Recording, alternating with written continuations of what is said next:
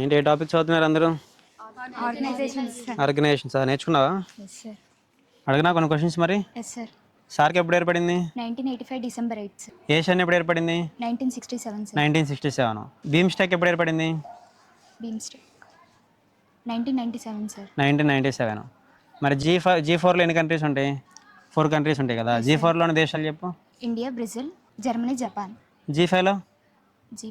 G5 ఉండే countries చెప్పు. Brazil, Mexico, India, China, South Africa. మరి G7లో 7 దేశాలు ఉంటాయి కదా. 7 దేశాల పేర్లు చెప్పు. Italy, Canada, France, America, Germany, Japan. UK కూడా ఉంటుంది G7లో. ఓకేనా. G20 ఎప్పుడు ఏర్పడింది? 1999 సార్. G7 ఎప్పుడు ఏర్పడింది? 1975 సార్. 1975లో. మరి నాటో హెడ్ క్వార్టర్ ఎక్కడ? Brazil sir.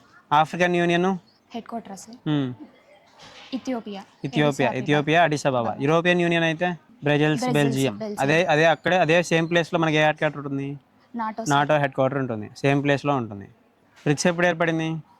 2009 సార్. 2009. అసలు అన్ని ఇయర్స్ కూడా ఎగ్జామ్స్లో అడుగుతూ ఉంటారు, అన్ని ఇంపార్టెంట్. ఓకేనా, చదవాలి కొంచెం మంచిగా ఇంకా.